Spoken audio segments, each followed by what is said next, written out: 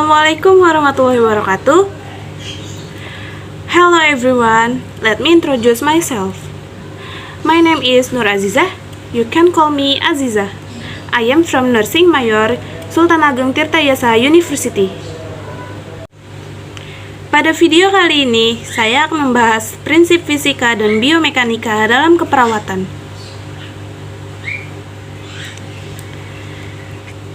Dalam fisika, pengukuran adalah hal yang menjadi dasar.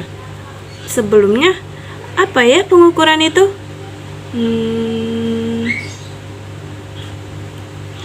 Pengukuran adalah tindakan yang bertujuan untuk menentukan kuantitas dimensi suatu besaran pada suatu sistem dengan cara membandingkan satu satuan dimensi besaran tersebut dengan menggunakan alat ukur yang terkalibrasi dengan baik. Pengukuran dibagi menjadi dua proses, yaitu proses pengulangan dan proses tidak berulang. Pada proses pengukuran, tentunya ada hal-hal yang perlu diperhatikan, yaitu ketelitian, kebenaran, dan jangan lupa untuk selalu mencatat hal-hal yang didapat setelah pengukuran.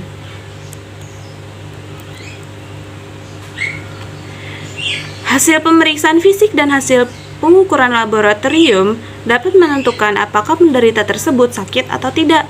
Biasanya, dalam hal penentuan itu bisa terjadi false positif atau false negatif. Apa sih false positif itu? False positif adalah suatu penyimpangan yang terjadi pada penderita di mana penderita tersebut dinyatakan positif menderita suatu penyakit, padahal dia tidak menderita penyakit tersebut. Dan false negatif adalah suatu penyimpangan di mana penderita tersebut dinyatakan tidak menderita penyakit, padahal dia menderita penyakit tersebut. Bagaimana ya caranya untuk menghindari atau mengurangi false positif dan false negatif? Yuk kita simak tipsnya. Untuk menghindari atau mengurangi false positif dan false negatif, perlu diperhatikan beberapa hal, yaitu pengulangan dalam pengukuran, penggunaan alat-alat yang dipercayai, kalibrasi sepatutnya terhadap alat-alat. Oh iya, dari tadi kita ngomong kalibrasi. Tapi apa sih kalibrasi itu? Kalibrasi adalah kegiatan peneraan untuk menentukan kebenaran nilai penunjukan alat ukur dan atau bahan ukur. Selanjutnya, kita akan membahas biomekanika. Dalam biomekanika, biasanya terjadi gaya. Apa sih gaya itu? Gaya adalah suatu tarikan atau dorongan yang mengakibatkan benda dapat bergerak atau berubah posisi. Dalam gaya biasanya berlaku hukum Newton. Hukum Newton itu ada 3 bagian, yaitu hukum Newton pertama yang berbunyi setiap benda akan tetap diam atau bergerak dengan kecepatan konstan apabila tidak ada gaya yang dilakukan kepadanya. Hukum 2 Newton berbunyi percepatan sebuah benda berbanding lurus dengan gaya total yang bekerja padanya dan akan berbanding terbalik dengan masanya. Dan yang terakhir ada hukum 3 Newton. Ketika suatu benda memberikan gaya pada benda kedua akan memberikan gaya yang sama besarnya tapi berlawanan arah, atau disebut hukum aksi-reaksi.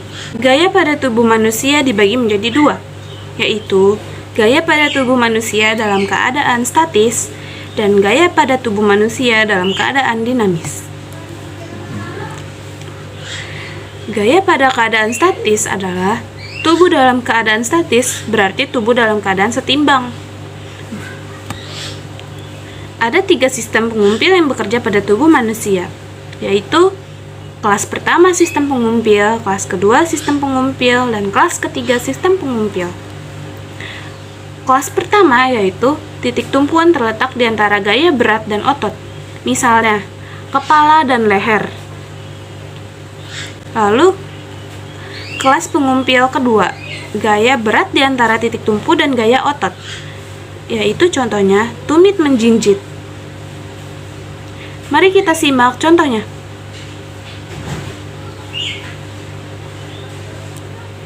Dan gaya pada kelas ketiga adalah gaya otot terletak di antara titik tumpuan dan titik gaya berat, yaitu otot lengan. Misalnya seperti ini. Gaya pada tubuh dalam keadaan dinamis adalah kemampuan untuk mempertahankan kesetimbangan ketika bergerak. Gaya yang bekerja pada suatu benda atau tubuh manusia terbagi menjadi gaya vertikal, gaya horizontal, gaya yang membentuk sudut vertikal pada bidang horizontal atau vertikal. Sebelumnya, ada yang tahu nggak sih traksi itu apa? Apa ya traksi itu? Traksi adalah penggunaan kekuatan penarikan pada bagian tubuh. Ini dapat dicapai dengan memberikan beban yang cukup untuk mengatasi penarikan otot. Gaya vertikal dan kegunaannya di bidang kesehatan. Apabila seseorang berdiri di atas suatu benda, maka orang tersebut memberi gaya di atas benda tersebut. Sedangkan benda tersebut akan memberi gaya reaksi yang besarnya sama dengan gaya yang diberikan itu. Peristiwa ini merupakan penerapan hukum Newton yang ketiga. Gaya vertikal ini digunakan dalam penggunaan traksi untuk leher. Seperti ini contohnya. Yang kedua, gaya horizontal dan kegunaannya pada bidang kesehatan. Ada dua gaya yang bekerja pada sebuah benda dengan arah yang sama, maka total gaya yang diperoleh sebesar S sama dengan F1 ditambah F2. Dan apabila ada gaya yang bekerja pada suatu benda dengan arah yang berlawanan, maka total gaya adalah sebesar selisih gaya 1 dan gaya 2. S sama dengan F1 dikurang F2. Contoh-contoh penggunaan klinik pada gaya horizontal yaitu traksi leher, traksi kulit, traksi tulang, dan lain-lain. Sekian materi fisika dalam bidang keperawatan dan biomekanika ini. Kurang lebihnya saya mohon maaf. Wassalamualaikum warahmatullahi wabarakatuh. See you and goodbye.